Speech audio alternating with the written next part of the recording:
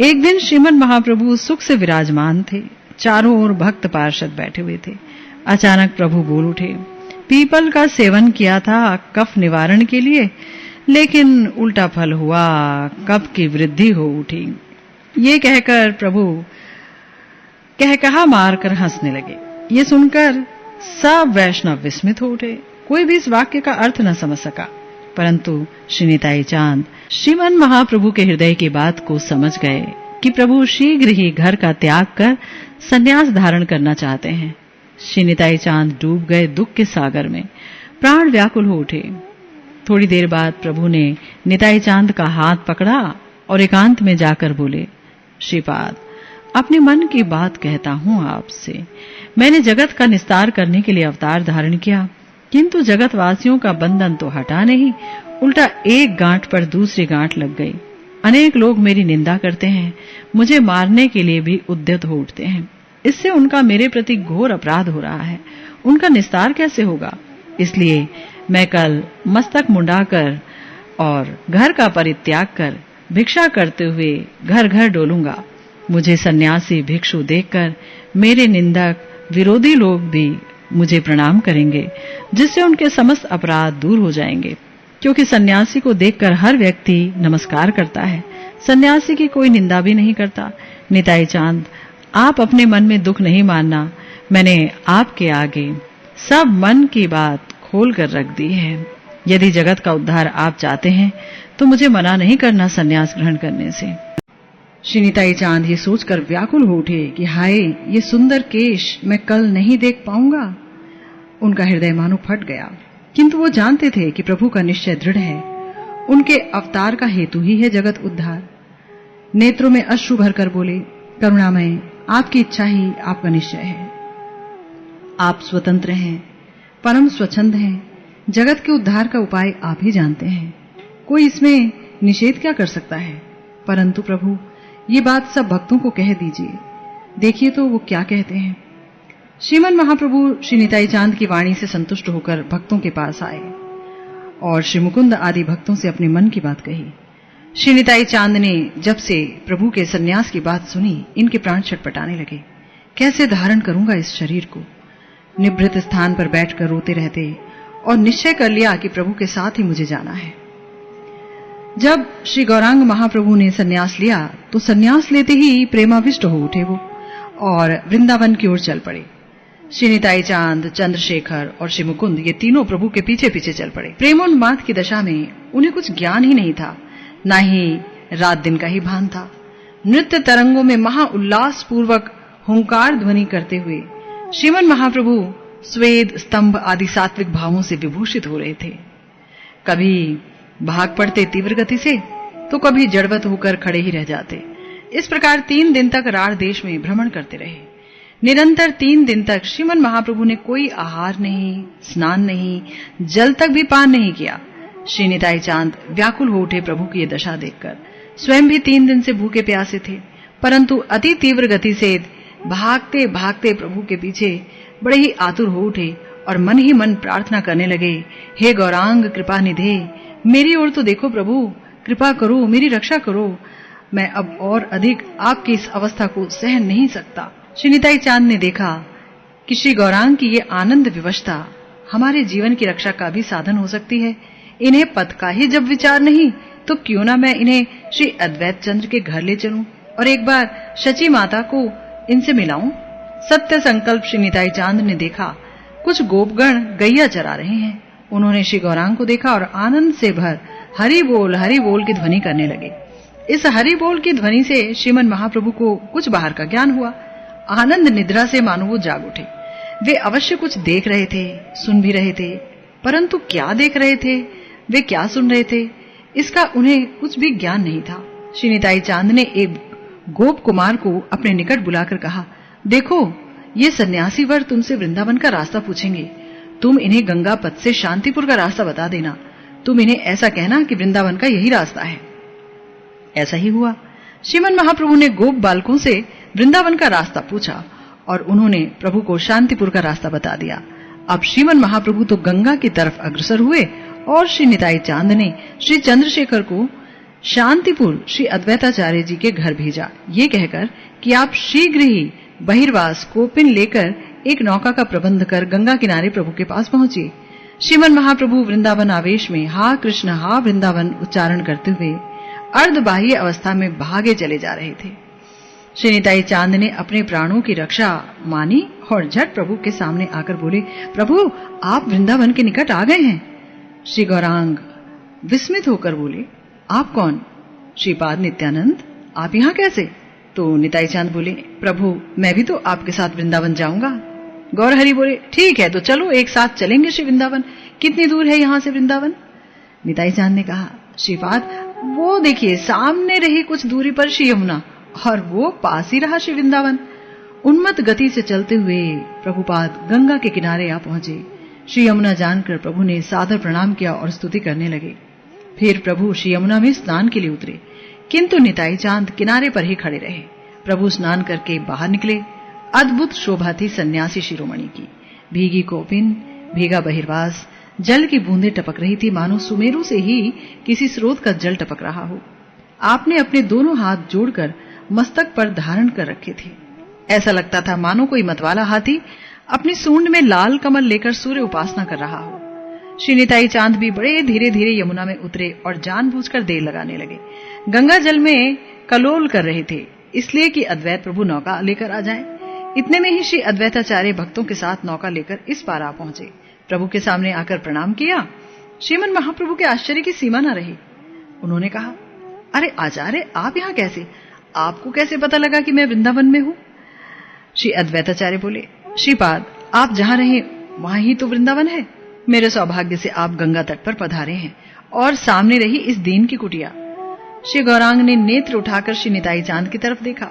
कैसी थी वो अवलोकन छटा। नित्यानंद तुमने मेरी प्रताड़ना की है क्या?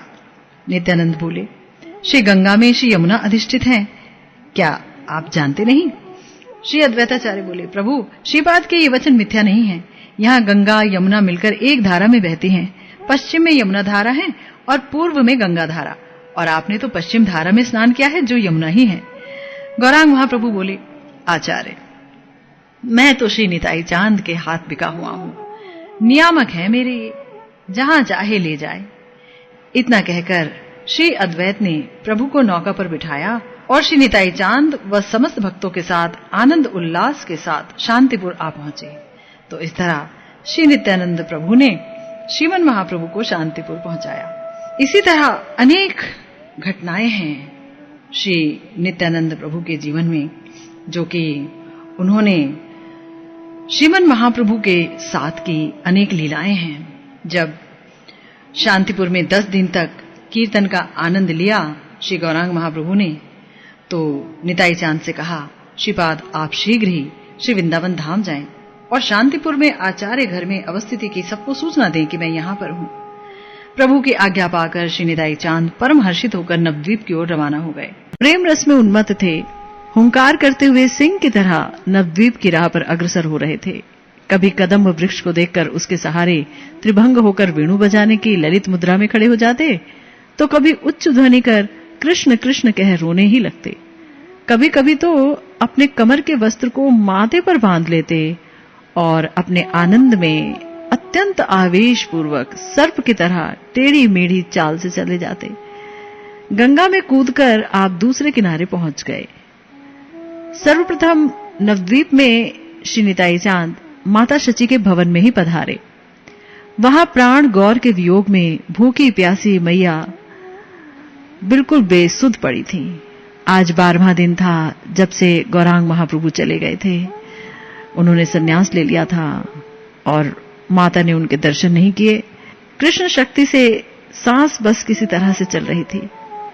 प्राण भी तो प्राण निमाई के दर्शन को रुक रहे थे। कृष्ण विरह कातरा मां यशोदा की तरह विह्वल थी माता शची। नेत्रों से अजस्र अश्रुधारा प्रवाहित हो रही थी। इतने में श्री निताई चांद वहां आ पहुंचे और आते ही माता के चरणों में दंडवत गिर पड़े। चारों ओर बैठे स्त्री पुरुषों का धीरज का बांध टूट गया। रो उठे सबके सब जोर से। क्रंदन कोलाहल से समस्त अड़ोस पड़ोस भागकर भवन में आ जमा हुआ। भीड़ लग गई वहां।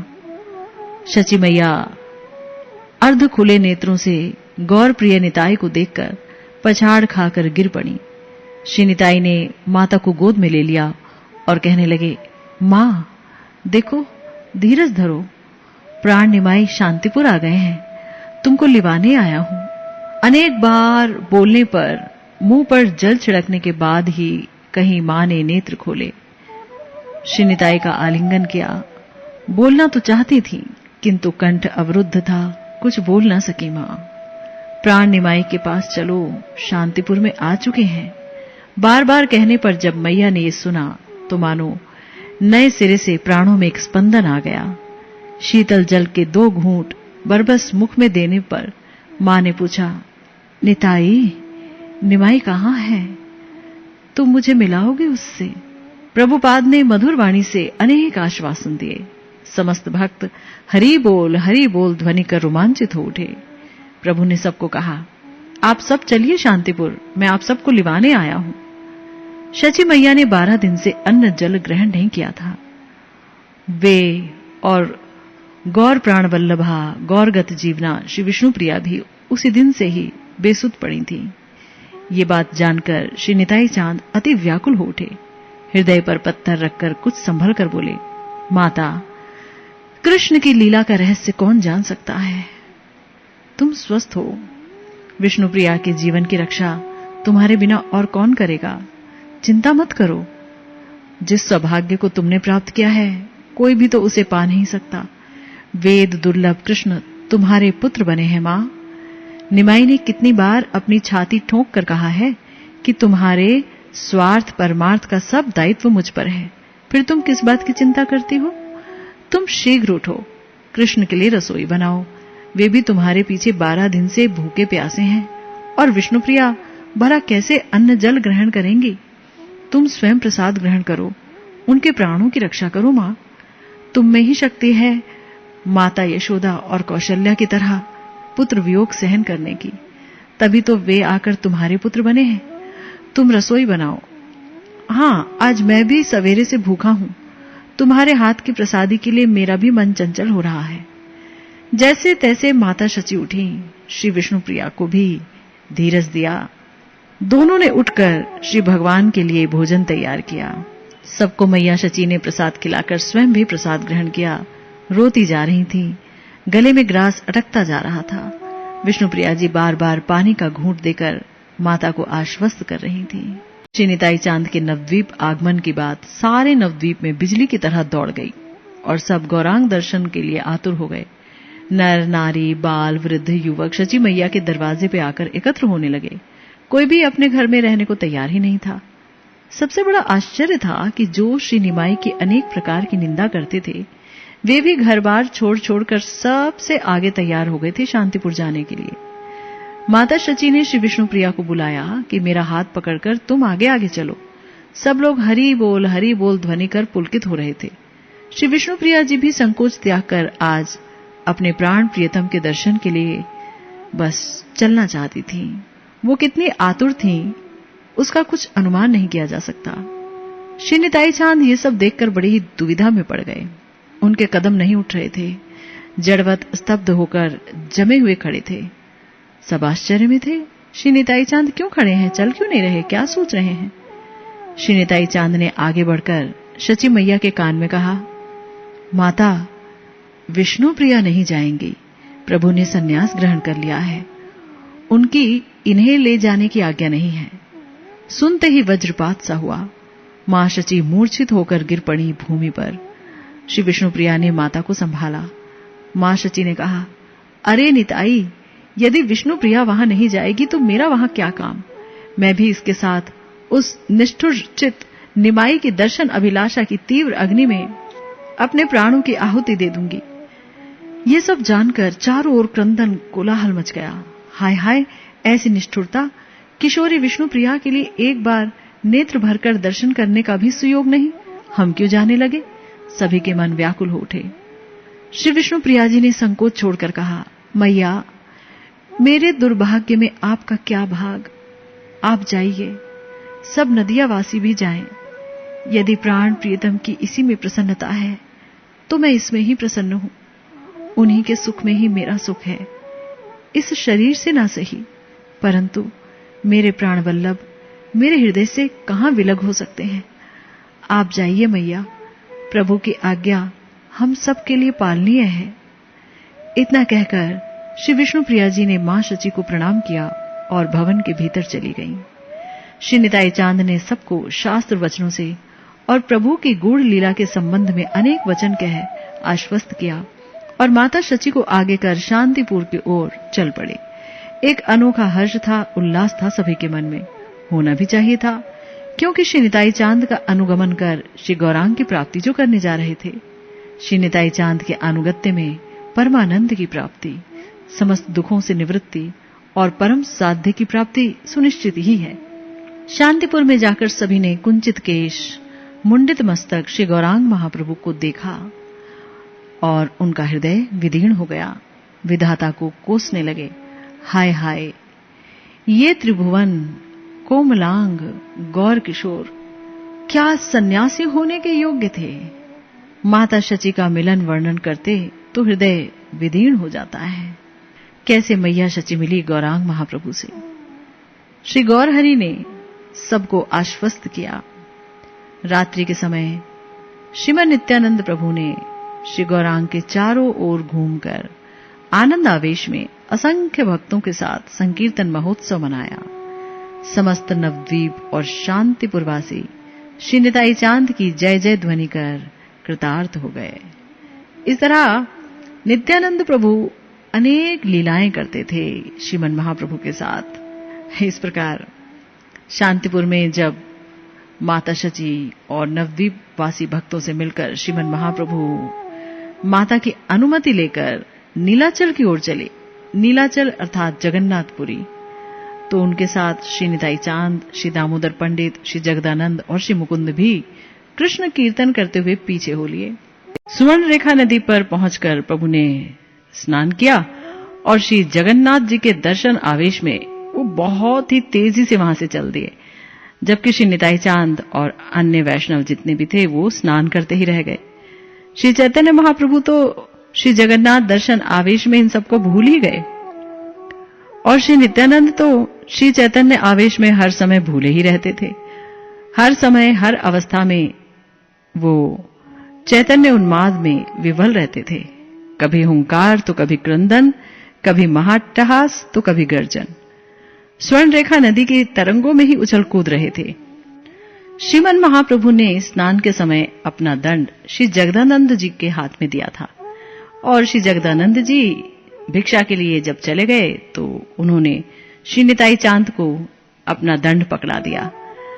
श्री निताई चांद की दृष्टि अपने हाथ में लिए हुए दंड पर पड़ी तो वो हंसकर कहने लगे, अरे वाह रे दंड, जिनको मैं हृदय में धारण करता हूं वो तुमको हाथ में धारण करते फिरे, ये तो ठीक बात नहीं। बड़े ही निर्दयी और कठोर हो तुम। अब तो प्रभु ने तुमको भुला भी दिया है। जिसको प्रभु ने भुला दिया वो फिर बेकार है। प्रभु ने जिस प्रेम आवेश में तुम्हें भुलाया है वहां तुम्हारा अब प्रयोजन ही कुछ नहीं। उस प्रेम अवस्था के तो दैन्य और सौम्य बस दो ही भूषण हैं, वहां इस दंड यानी डंडे का क्या काम। इतना कहकर श्री निताई चांद ने उस दंड के 3 टुकड़े कर डाले और नदी में फेंक दिया। जिसे श्रीमन महाप्रभु त्याग दें उसे भला श्री निताई चांद कैसे अपने पास रखते। तो लौकिक दृष्टि से सन्यासियों के लिए दंड धारण करने का एक तात्पर्य है, वो ये कि मायाबद्ध संसारी जीव इंद्रिय सुख के लिए हर समय लालायित रहता है। शरीर, मन और वाणी, ये जो 3 इंद्रियां हैं ना, इन्हीं से इंद्रिय सुख भोगा जाता है। मन में सुख भोग की वासना उठती है, वाणी द्वारा उस सुख को प्रकाशित किया जाता है और शरीर द्वारा उसे भोगा जाता है। तो जो लोग संन्यास धारण करते हैं उनके लिए इंद्रिय सुख की वासना या उसके बारे में चर्चा या भोग आदि उनके संन्यास को समाप्त कर देते हैं। इसीलिए इंद्रिय सुख भोग के सहायक देह, मन और वाणी का संयम उनके लिए बहुत जरूरी है और संन्यास की रक्षा भी तभी हो सकती है। तो ये जो दंड है ये इसी चीज का प्रतीक है। श्रीमन महाप्रभु तो सच्चिदानंद स्वयं भगवान है। माया भला उन्हें कैसे छू सकती है। माया से उत्पन्न होने वाली भोग वासना की भी भला उनमें संभावना कहाँ? मायाबद्ध जीव ही माया से उत्पन्न होने वाली भोग वासनाओं से बचने के लिए संन्यास लेते हैं और मन, वाणी तथा देह के शासन के लिए दंड को धारण करते हैं। श्रीमन महाप्रभु ऐसे सन्यासी ना थे। उनका सन्यास तो उनकी स्वरूपानुबंधनी एक लीला मात्र थी। उनके लिए कैसी भोग वासना और कैसा शासन, और शासन के प्रतीक दंड का ही भला क्या प्रयोजन। इसलिए श्री नित्यानंद प्रभु ने उसके टुकड़े टुकड़े कर नदी में बहा दिया। श्री निताई चांद श्री चैतन्य देव के मन के ज्ञाता भी तो हैं, वो जानते हैं दोनों एक ही तो तत्व हैं। जगत के जीवों को भक्ति का रहस्य बताने के लिए दो रूपों में प्रकट हुए हैं। आप तो जानते ही हैं कि स्वरूपतः श्री गौरचंद हैं श्री कृष्ण और श्री निताई चांद हैं श्री बलराम। श्री कृष्ण ही मूल भक्तावतार श्री बलराम रूप से अनादिकाल से खुद को प्रकट करते हैं। वही बलराम हैं कृपा सिंधु भक्ति दाता श्री निताई चांद। वरना श्रीमन महाप्रभु के दंड को तोड़ने का साहस भला किसमें हो सकता है। श्री जगदानंद भिक्षा करके जब वापस आए तो देखा दंड तो टुकड़े टुकड़े हुआ नदी में पड़ा है। आश्चर्यचकित हो उठे, पूछने लगे, प्रभुपाद किसने तोड़ा है प्रभु का ये दंड? तो निताई चांद ने कहा, जिनका दंड था उन्हीं ने ही तोड़ा है, और भला कौन तोड़ सकता है। श्री जगदानंद चुप हो गए। ये बड़ा ही अटपटा उत्तर था, किंतु नदी से फिर से 3 टुकड़े श्री जगदानंद निकाल लाए और उठाकर साथ चले। वहां श्री चैतन्य महाप्रभु एक वृक्ष की छाया के नीचे बैठकर प्रतीक्षा कर रहे थे श्री निताई चांद की। श्री जगदानंद जी के हाथ में टूटा हुआ दंड देखकर प्रभु बोले, अरे किसने तोड़ा ये दंड, क्यों तोड़ा? श्री जगदानंद ने सब हाल कह सुनाया। प्रभु ने श्री निताई चांद की ओर देखा और बोले, श्रीपाद आपने क्यों तोड़ डाला मेरा दंड? श्री नित्यानंद ने कहा, हाँ दंड मैंने तोड़ा है, मुझे इसके लिए दंड दीजिए। इस बांस के तोड़ने पर यदि आप मुझे क्षमा नहीं कर सकते हैं तो दंड ही बेहतर है। गौरहरि ने कहा, अच्छा तुम्हारे लिए ये एक बांस का टुकड़ा था, इसमें तो सर्व देवताओं का अधिष्ठान माना जाता है। मन में कुछ और मुंह में कुछ और, ये तो लीलाधारी की लीला है। कौन समझ सकता है उनकी लीला गति को। स्वयं छोड़ आए दंड को और प्रेरणा की श्री निताई चांद के हृदय में उन्होंने तोड़ डाला।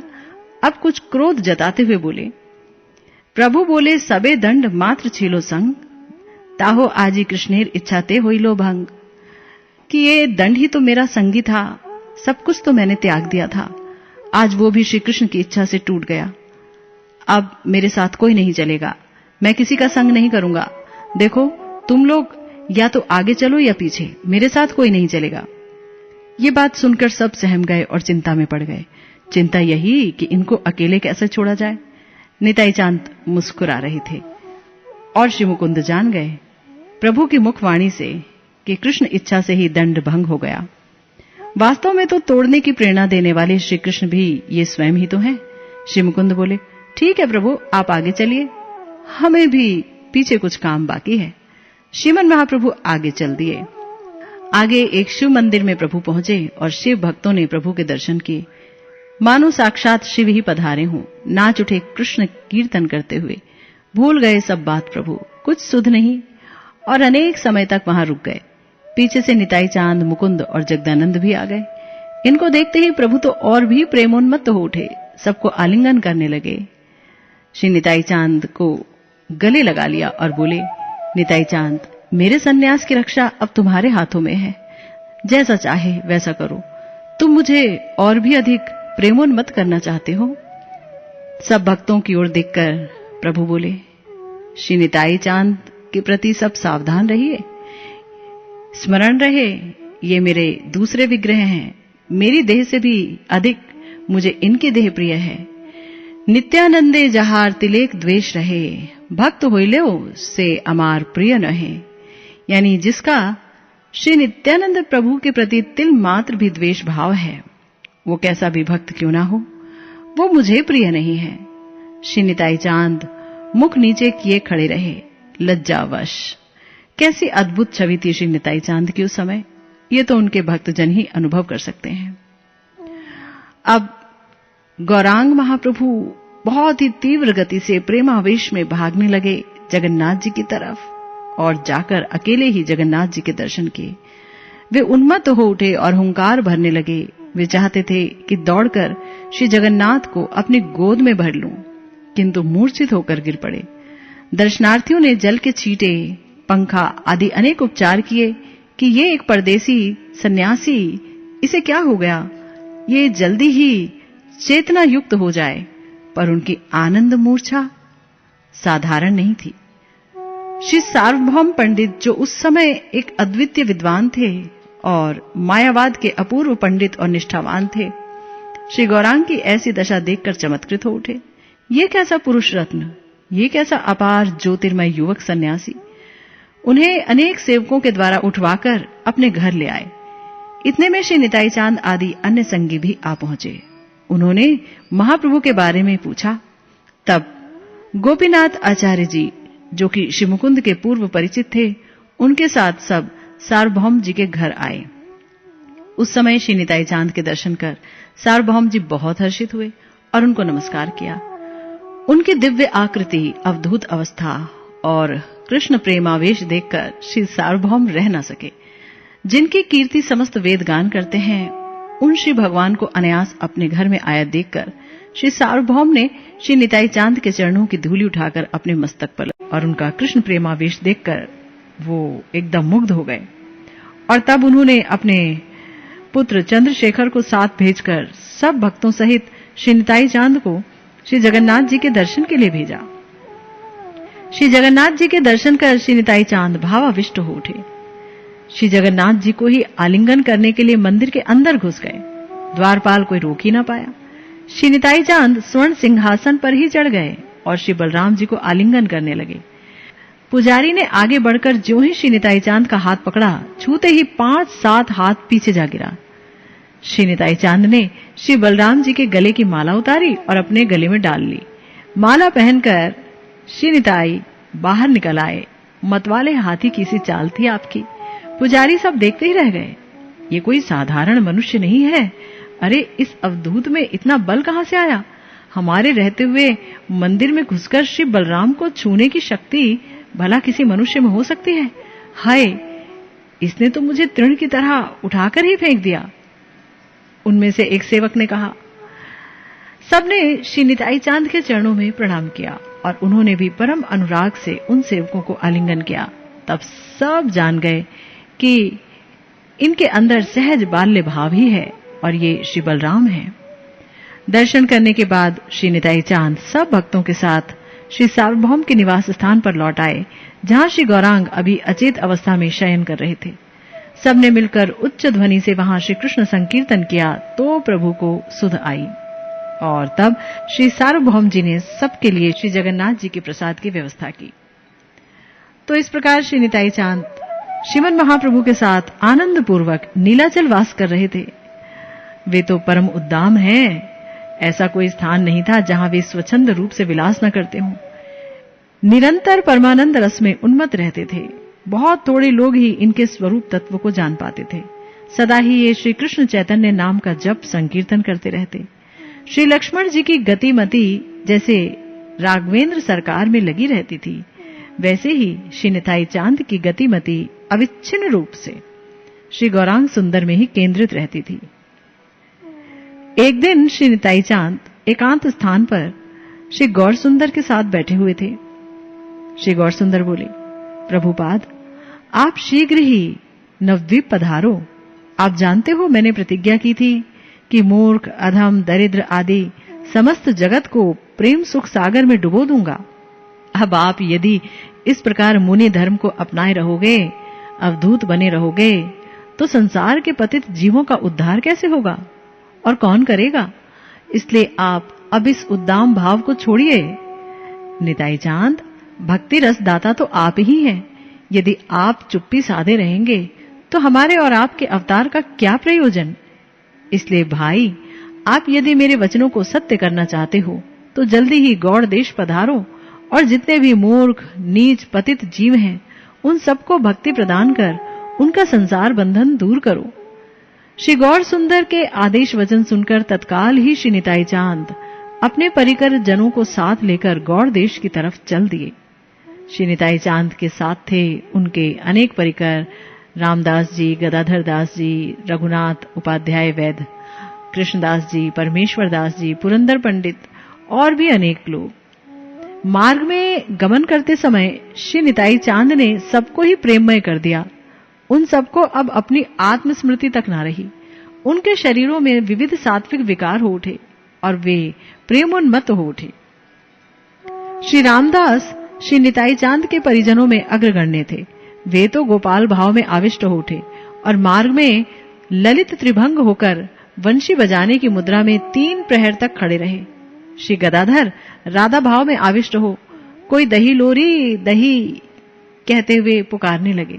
श्री कृष्णदास और परमेश्वर दास दोनों गोप बालक भावाविष्ट होकर वन में इधर उधर हियो हियो करते हुए डोलने लगे। पुरंदर पंडित तो बालीपुत्र अंगद के भाव में आविष्ट हो उठे और वृक्ष पर चढ़ चढ़कर कूदने लगे। इस प्रकार श्री निताई चांद और उनके पार्षद जन अनेक भावों में आविष्ट हो उठे और वे अपने को भूल से गए। दाएं की बजाय बाएं ही अनेक दूर चले जाते, आगे जाकर पीछे लौट आते। उन्हें पता ही नहीं चलता कि किधर जाना है और किधर जा रहे हैं। कभी सुध आती तो लोगों से पूछने पर पता लगता कि वे तो रास्ता ही भूल गए। फिर पीछे लौट आते।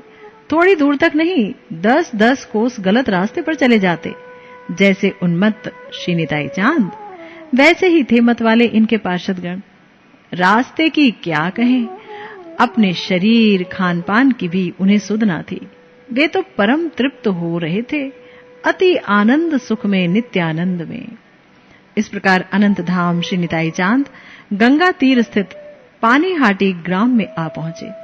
वहां श्री राघव पंडित के घर सब पार्षदों को लेकर निवास किया। ये वही राघव पंडित हैं जिनके नाम से झाली प्रसिद्ध है। इनकी बहन दमयंती श्री गौरांग महाप्रभु के 12 मास के लिए खाद्य द्रव्य सुरक्षित रखती थी और जिस समय गौड़ देशवासी रक्षा यात्रा के अवसर पर नीलाचल जाते तब राघव पंडित जी के हाथ वो सब कुछ प्रभु के लिए भेजती थी। तो उनके घर निताई चांद पहुंचे। श्री राघव पंडित सपरिकर श्री निताई चांद के दर्शन कर बहुत प्रसन्न हुए और प्रभु की अनेक प्रकार की सेवा विधान करने लगे।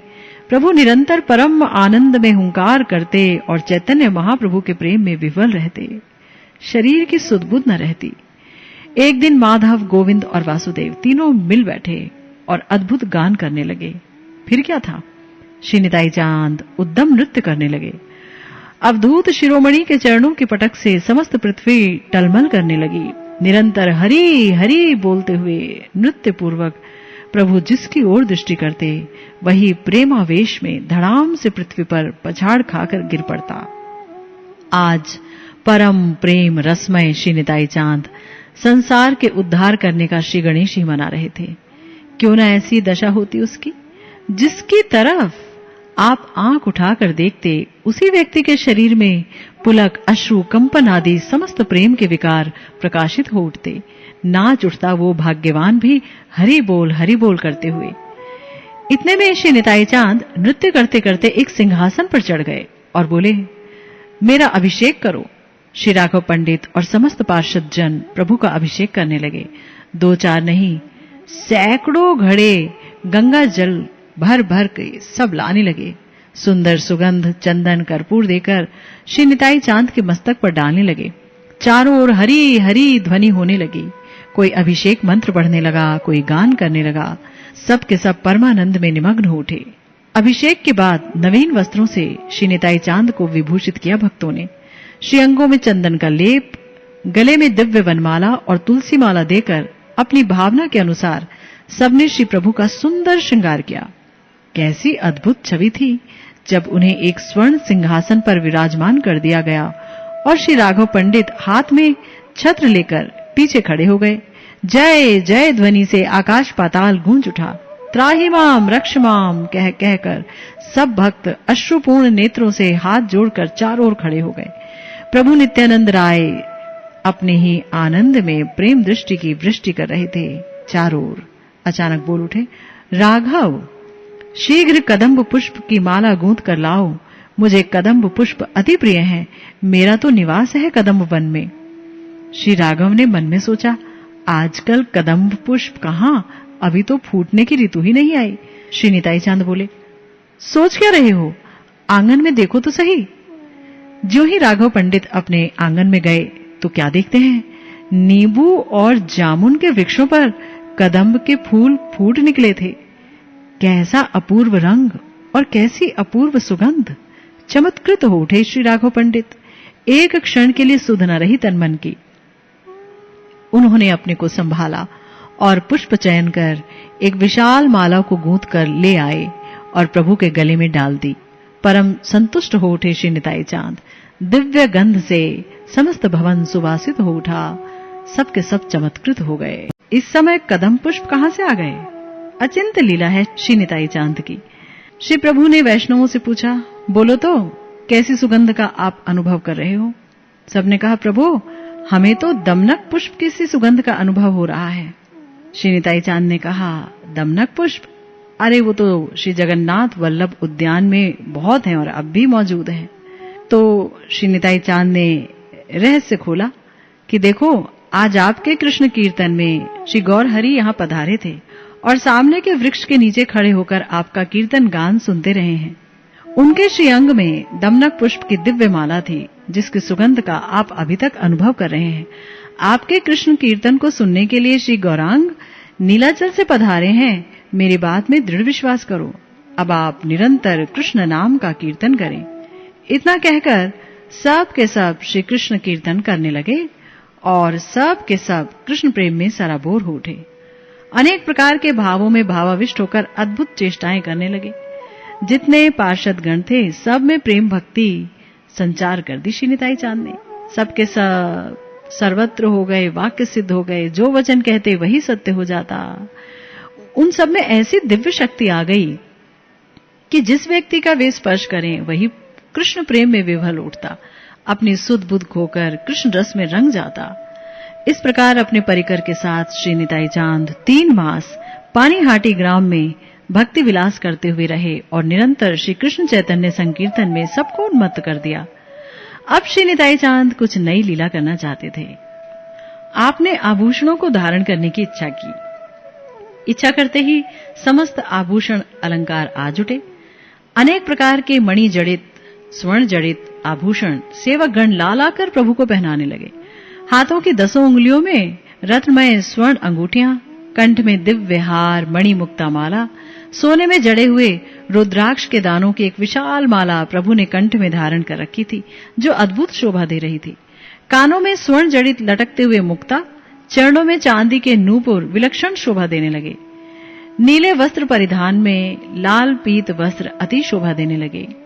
मालती, मल्लिका, चंपक, कदम पुष्पों की मालाएं, माथे पर गोरोजन सहित दिव्य चंदन, माथे पर रेशमी पगड़ी और उसके ऊपर रंग बिरंगे पुष्पों की मालाएं लपेटे हुए श्री निताई चांद सबका मन आकर्षण करने लगे। मुख पर मंद मुस्कुराहट और फिर निरंतर हरि नाम ध्वनि, जो दर्शकों को प्रेम रस सिंधु में डुबो रही थी। जगन मोहन रूप से श्री निताई चांद अपने पार्षदों को लेकर भक्तों के घर घर जाकर पर्यटन करने लगे। गंगा तीर से दोनों तरफ जितने ग्राम थे सब जगह वे पधारे और अपार कृष्ण प्रेम लुटाने लगे। ज्योतिर्धाम श्री निताई चांद के दर्शन करते ही क्या पशु, क्या पक्षी, क्या नर नारी सब मुग्ध हो जाते। पाखंडी नास्तिक गण भी इनकी अनेक स्तुति करने लगते। जहां निताई चांद की संकीर्तन का गान होता वहां तो असंख्य लोग जुट जाते और विवल हो जाते। छोटे छोटे बालक कृष्ण भावाविष्ट होकर मैं गोप हूं, मैं ग्वाला हूं कह कहकर महान नृत्य करने लगते। श्री कृष्ण चैतन्य जय नित्यानंद की ध्वनि से सारा आकाश गूंज उठता। एक दिन श्री निताई चांद अपने परिकर सहित श्री गदाधर के भवन पर आ गए। श्री गदाधर गोपिका भाव में आविष्ट होकर सिर पर गंगा जल भरी मटकी लेकर कोई दही लेओ री, कोई दही लेओ कहते हुए परमानंद में डूब गए। उनके भवन में श्री बाल गोपाल की श्री मूर्ति विराजमान थी। श्री निताई चांद ने उसके दर्शन करते ही उसे उठा लिया और अपने वक्ष स्थल पर धारण कर लिया। श्री निताई चांद उन्मत्त होकर वृंदावनीय गोप नृत्य करने लगे। श्री माधवानंद घोष ने कृष्ण दान लीला का गान आरंभ कर दिया। फिर क्या था, श्री प्रभु ने गदाधर रूप गोपिका का रास्ता रोक लिया और लगे मांगने दही का दान। गोपी भाव में गदाधर और श्री निताई गोपाल भाव में अपने को भूलकर ब्रज का नृत्य करने लगे।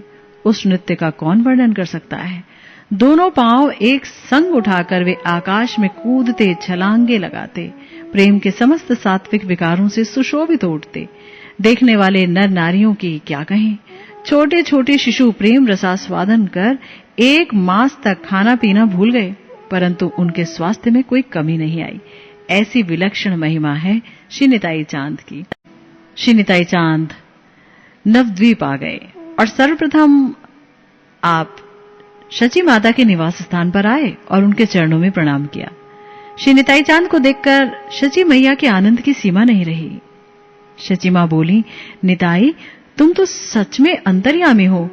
मैं तुम्हें ही देखने की अभिलाषा कर रही थी। मेरे चित्त में ये बात कल ही आई और तुम आज ही आ गए। निताई, तुम्हारे स्वरूप को संसार में कोई नहीं जान सकता। देखो वत्स, अब तुम कुछ दिन यहां नवद्वीप में रहो। मुझ दुखिया की यही इच्छा है। शची मां की बात सुनकर श्री निताई चांद मुस्कुराकर बोले, मां, हे जगत जननी, मेरे मन में भी आपके दर्शन की बड़ी अभिलाषा थी। मेरे मन में भी यही आता है कि यहां आपके पास रहकर कुछ दिन आपकी सेवा का सौभाग्य प्राप्त कर सकूं। इस प्रकार माता शची को संतुष्ट कर श्री निताई चांद नवद्वीप में आनंद पूर्वक विहार करने लगे। घर घर में सपार्षद संकीर्तन कर नवद्वीप वासियों को आनंद विभोर करने लगे। स्वर्ण मणि जड़ित अनंत अलंकारों से विभूषित विग्रह की अनिर्वचनीय शोभा देखकर सबका मन सहज ही आकृष्ट उठता। परम मधुर नूपुरों की ध्वनि चरणों में, मस्त हाथी की सी चाल, वेत्रवंशी और छड़ी को कमर पट में खूंसे हुए मानो कृष्ण रस से ही मूर्तिमान होकर गली गली में घूम रहा था। नवद्वीप वासी समस्त अधमों का प्रभु ने उद्धार कर दिया। नवद्वीप में एक ब्राह्मण का लड़का रहा करता था। वो था बेजोड़ और पहले दर्जे का डाकू। सब चोर डाकुओं का सरदार था। हिंसा और वध करने में उसे जरा भी भय नहीं लगता था। उसने देखा हमारे निताई चांद को। अनेक स्वर्णमणि जड़ित अलंकार पहने हुए निताई चांद को देख करके उसके मन में लालच आ गया। उस दुष्ट के मन में आया कि उन आभूषणों को चुराया जाए। वो श्री निताई चांद के साथ साथ घूमने लगा। ऊपर से बड़ी श्रद्धा भावना, पर मन में कपट और मौके की तलाश थी उसे। सर्वज्ञ शिरोमणि ने उसके कपट को जान लिया था। नवद्वीप में श्री निताई चांद एक महा अकिंचन ब्राह्मण हिरण्य पंडित के घर पर रह रहे थे। उस दुष्ट कुमार ने अपने चोर डाकू साथियों को तैयार किया कि चलो आज सब कुछ उस अवधूत से छुड़ा लाते हैं। वो अवधूत अकेला ही उस हिरण्य के घर में सोता बैठता है। सब के सब छुरे, तलवार, लाठी आदि अस्त्र लेकर रात्रि के समय हिरण्य के घर की ओर चल पड़ेंगे। ऐसा ही हुआ, सब चल पड़े। सब डाकू कुछ दूरी पर एक वृक्ष के नीचे रुक गए और एक व्यक्ति को वहां की जासूसी करने के लिए भेजा। उसने जाकर देखा अवधूत तो भोजन कर रहे हैं और उनके चारों ओर अनेक वैष्णव बैठे कृष्ण कीर्तन कर रहे हैं और आनंद आविष्ट हो रहे हैं। लौटकर उसने सब हाल सुनाया। सरदार बोला, थोड़ी देर यहां रहो, भोजन कर लेने के बाद जब शयन करेंगे तभी धावा बोलेंगे। वृक्ष के नीचे गोष्ठी करने लगे। एक बोला, मैं तो उसके सब मुक्तामणि हार लूंगा। दूसरा बोला, कानों के कुंडल मेरे रहे। तीसरे ने कहा, चांदी के नूपुर मेरे हिस्से में समझो। इस प्रकार सब अपने अपने मन के लड्डू बांधने लगे। मायाधारी प्रभु की माया ऐसी कि सबको बारी बारी से नींद आने लगी। सब के सब वहीं वृक्ष के नीचे गहरी नींद में पड़ गए। लेने लगे खर्राटे। सारी रात निकल गई। सुबह हो गई। मुर्गा बोला, कौवे बोले तो आंख खुली। पाया कि सूर्य निकलने को सब के सब भागते बने। सबने लाठी आदि अस्त्र दूर वन में फेंके और गंगा के किनारे स्नान के बहाने चल पड़े। रास्ते में एक दूसरे को गाली देने लगे। वो कहे, तूने नींद से जगाया क्यों नहीं? दूसरा कहे, तू सोया ही क्यों? वाद विवाद करने लगे। तो डाकुओं के सरदार ने कहा, कोई बात नहीं, हल्ला मत करो। एक दिन खाली गया तो क्या, सब दिन खाली जाएंगे। अरे चिंता मत करो, हमने रात को काली मां की पूजा नहीं की थी ना, इसलिए दाम नहीं लगा। आज हम चंडी मनाएंगे, फिर देखो क्या होता है। उस दिन उन्होंने खूब चंडी मनाई। रात के अंधेरे में फिर काले नीले कपड़े धारण कर, हथियार संभाल कर प्रभु को मारने के लिए हिरण्य पंडित के निर्जन भवन की ओर चले। घर पर घेरा डालने की सोच ही रहे थे कि दूर से देखा कि वहां हिरण्य के घर के चारों ओर तो पहरेदार खड़े हैं, अनेक अस्त्र शस्त्रों से सुसज्जित हैं और बहुत उच्च स्वर से हरे कृष्ण कहो, कृष्ण कृष्ण कहो पुकार रहे हैं। ये पहरेदार कहां से आए? और सबके सब बड़े ही प्रकांड शरीरधारी, अति बलशाली, तुलसी माला डाले, चंदन लगाए हुए, और निताई चांद बीच में सो रहे हैं।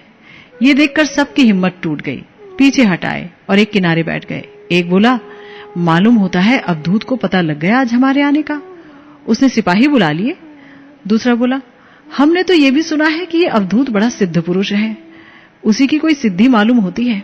सरदार ने कहा, इस अवधूत के दर्शन करने बड़े बड़े सेठ सेठानी आते जाते रहते हैं, ऐसा लगता है वही अपने साथ पैदल सिपाही रक्षक लाए हैं। अब लौट चलो घर को, कुछ दिन बाद फिर देखेंगे। लौट आए निराश होकर उस दिन भी सब चोर डाकू। 10 दिन के बाद फिर पहुंचे। घोर अंधेरा, आकाश में बादल छाए हुए थे।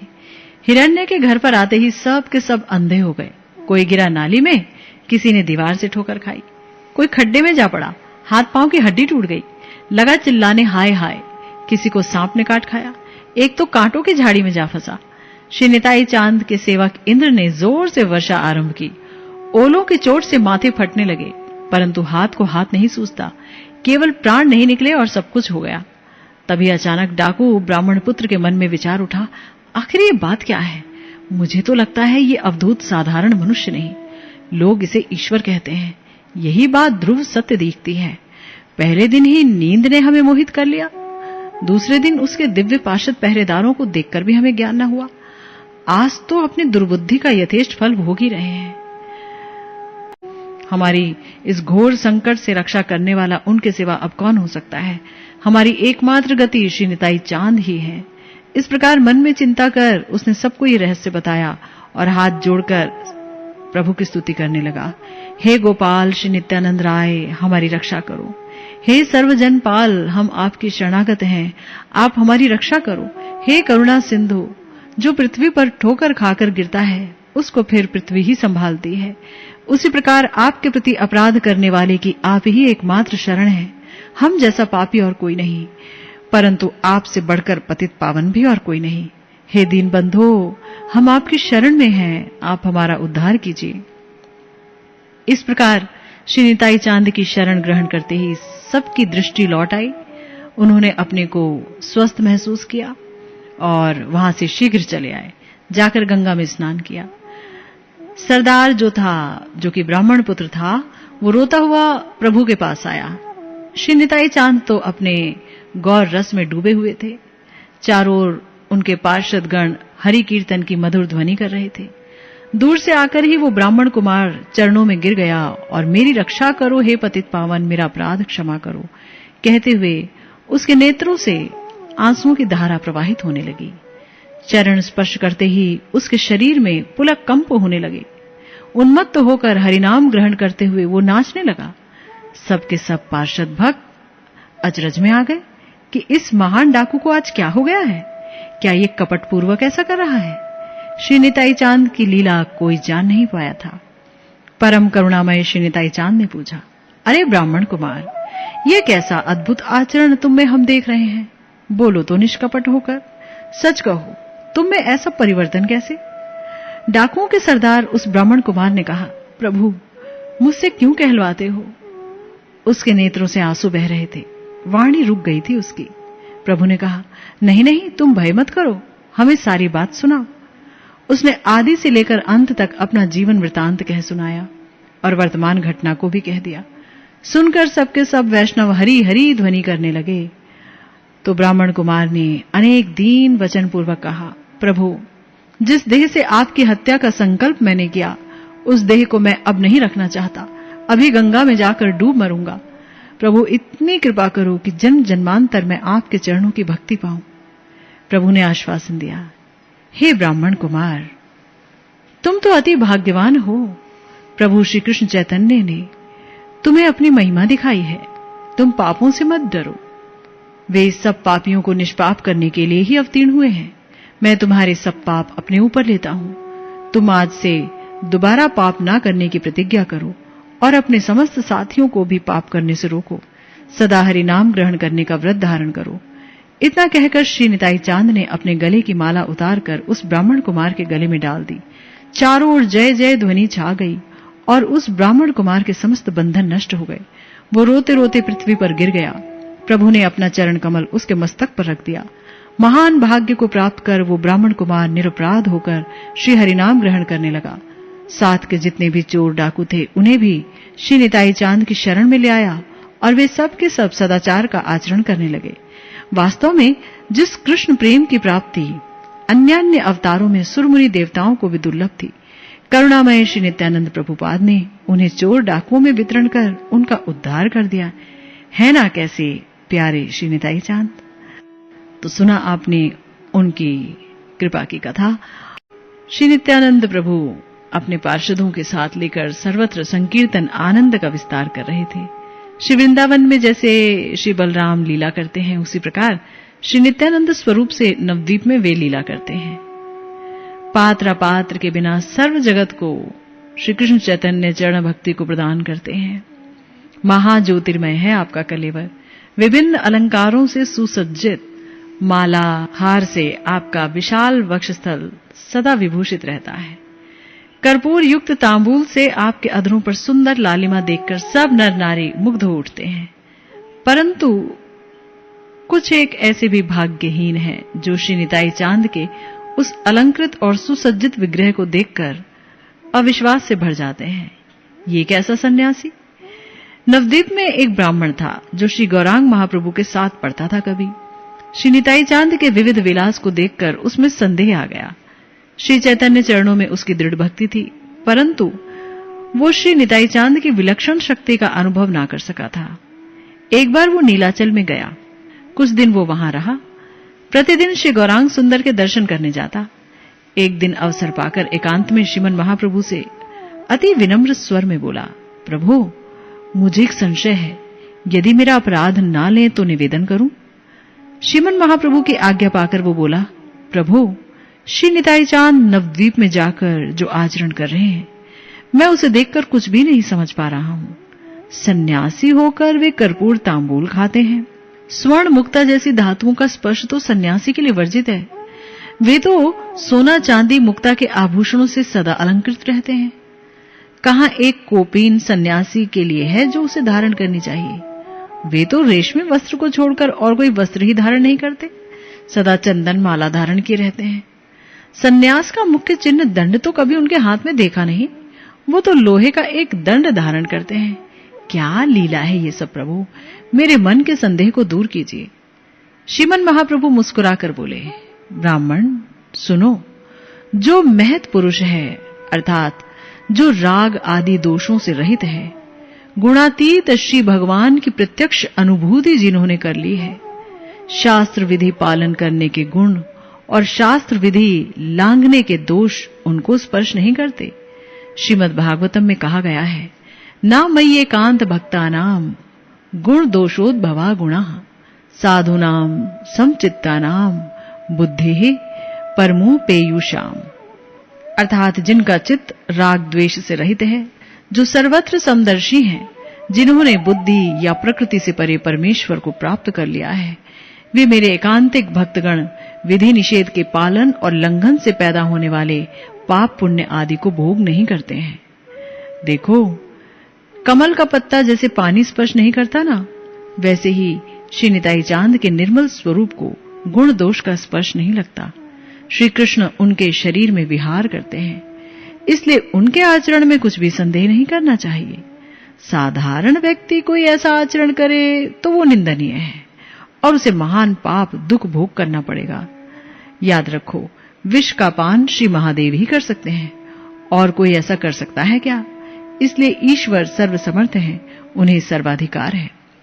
श्रीमन महाप्रभु ने कहा, विप्र, जिन श्री भगवान की अनुग्रह शक्ति को प्राप्त कर एक जीव ब्रह्मा आदि की असाधारण शक्ति धारण कर सकता है, फिर उन श्री भगवान निताई चांद के लिए धर्म व्यतिक्रम आदि दोषों का कहां अवकाश।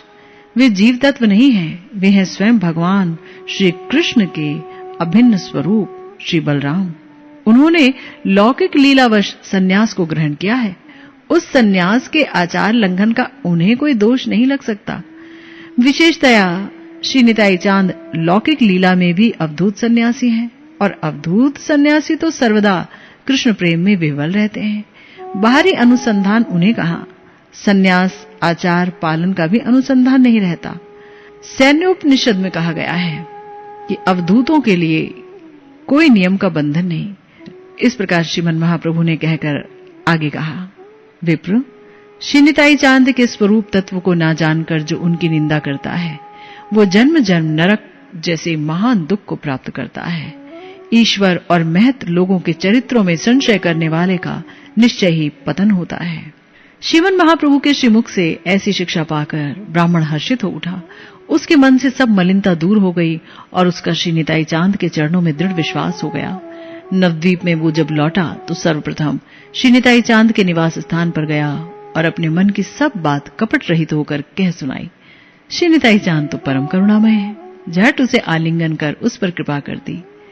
वस्तुतः श्री नित्यानंद प्रभु का स्वरूप और व्यवहार वेदों के लिए भी बड़ा गोपनीय है, लोकातीत है।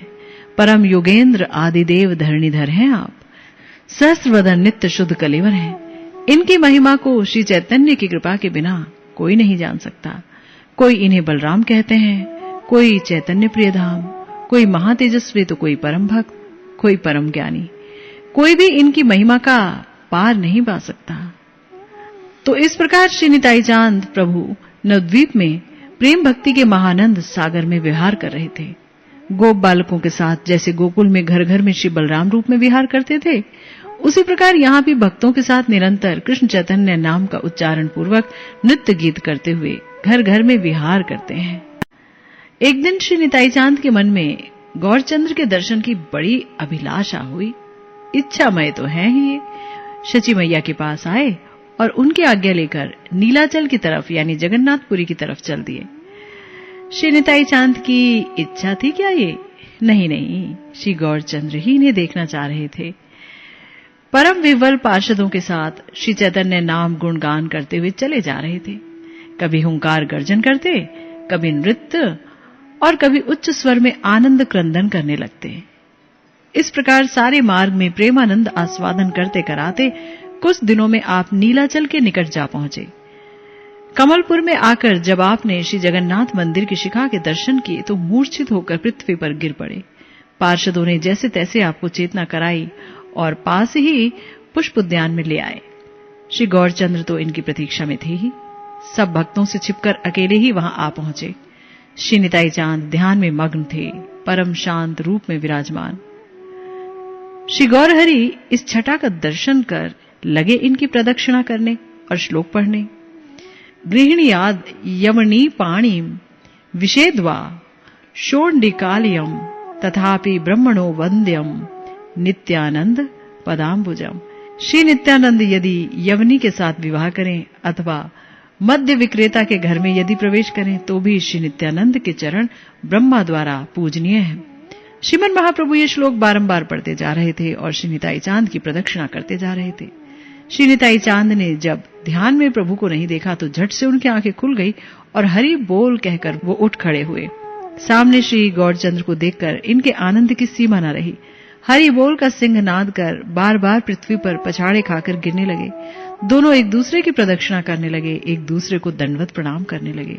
कभी दोनों आलिंगन करते तो कभी गलकंठ होकर आनंदपूर्ण क्रंदन करने लगते। दोनों के शरीर पर अश्रुकंप, हर्ष, पुलक, मूर्छा, वैवर्ण्य आदि श्री कृष्ण भक्ति के सात्विक विकार छा गए। थोड़ी देर बाद श्री गौरांग दोनों हाथ जोड़कर श्री निताई चांद की इस प्रकार स्तुति करने लगे। नामे रूपे तुम्हें नित्यानंद मूर्तिमंत, श्री वैष्णव धाम तुम्हें ईश्वर अनंत, जतो किचु तुम्हार श्री अंग अलंकार, सत्य सत्य सत्य भक्ति योग अवतार। और इस तरह से बहुत बड़ी स्तुति है जो कि श्रीमन महाप्रभु गा रहे थे श्री निताई चांद के लिए। और तब नित्यानंद प्रभु बड़े ही विनीत होकर बोले, हे गौरांग देव, आप जो मेरी इस प्रकार स्तुति कर रहे हैं ये सब आपकी भक्त वत्सलता है। आप मेरी प्रदक्षिणा करो या नमस्कार, आप मुझे जिलाओ या मारो, ये आपकी इच्छा है। मुझे आपके प्रति कुछ नहीं कहना। मेरे मन, इंद्रिय, प्राण, प्रभु सब कुछ आप ही हो। जैसे आप मुझे नचाते हो वैसे मैं नाचता हूं। आपने ही सन्यासी बनाकर मेरे हाथ में दंड पकड़वाया और फिर आपने ही उसे त्याग करवा दिया। अन्य भक्तों को तो हे गौरांग आपने तपस्या भक्ति का आचरण दिया है और मुझसे मुनि धर्मों का त्याग कराकर ना जाने क्या से क्या बना दिया है। संसार के लोग मुझे देखकर परिहास करते हैं, परंतु मैं तो आपकी कठपुतली हूं। जैसे आप मुझे नचाओ, आपकी इच्छा है। तुमार नर्तक आमी नचाओ जे रूपे, सेई रूपे नाची आमी तुमार कौतुके। मेरी जो अवस्था है, ये आपका मेरे प्रति दंड है या कृपा, इसे तो आप ही जानते हो, मैं नहीं जानता। मेरी क्या चली प्रभु, तुम जो चाहो वो एक वृक्ष से भी करवा सकते हो, परंतु वृक्ष जो करेगा उसमें नाम आपका ही होगा। ऐसे ही आप जो मुझसे करा रहे हो, भला या बुरा, वो आप ही का दायित्व है। श्री गौरांग बोले, प्रभुपाद, आपके शरीर पर ये जो आभूषण है, ये श्रवण कीर्तन स्मरण आदि अंग ही हैं। भगवान श्री शिव शंकर सर्पों को भूषण के रूप में धारण करते हैं। इसका मर्म सब लोग नहीं जानते। वास्तव में श्री अनंत देव सहस्त्र वदन श्रीमन महादेव को बहुत ही प्रिय हैं, प्राणों के समान प्यारे हैं, क्योंकि श्री अनंत देव अपने हजारों मुखों से श्री कृष्ण के नित्य नवीन नामों का उच्चारण करते हैं। उसी प्रकार आप जो अलंकार धारण कर रहे हो, ये सब नवविधा भक्ति के ही अंग हैं, परंतु ये रहस्य सब लोग नहीं जान पाते। मुझे तो तुम्हारे शरीर में भक्ति रस को छोड़कर और कुछ नहीं दिखता। ब्रज में भी भैया तुम्हारे बेत्र, बंशी, श्रृंग, गुंजाहार, माला, गंध, तांबूल आदि युक्त श्री विग्रह की शोभा देखकर सब ग्वाल बाल भी चमत्कृत हो उठते थे और मेरे और आप में कोई भेद नहीं देखते थे। इस प्रकार आज दोनों आनंद सागर में निमग्न हो एक दूसरे की अपार महिमा का वर्णन करते हुए अगाते नहीं थे। कुछ देर बाद दोनों को थोड़ी बाहरी सुध आई और दोनों प्रभुपाद उस पुष्प उद्यान में एकांत में जा बैठे। ईश्वर श्री निताई चांद और परमेश्वर श्री गौर चांद में परस्पर क्या बात हुई, ये कौन जाने। कुछ देर परस्पर विचार विमर्श कर श्रीमन महाप्रभु श्री निताई चांद के साथ पुष्प उद्यान से अपने निवास स्थान पर चले आए और श्री निताई चांद परम हर्षित होकर श्री जगन्नाथ जी के दर्शन करने श्री मंदिर में चले आए। दर्शन करते ही प्रभु आनंद से विवल हो उठे। पुजारी सेवकों ने श्री जगन्नाथ जी की प्रसादी माला आकर प्रभु के गले में डाली और प्रेमानंद अश्रुजल से अभिषिक्त होकर वहां से आप श्री गदाधर जी के पास आए। श्री गदाधर जी के साथ आपकी अति प्रीति है।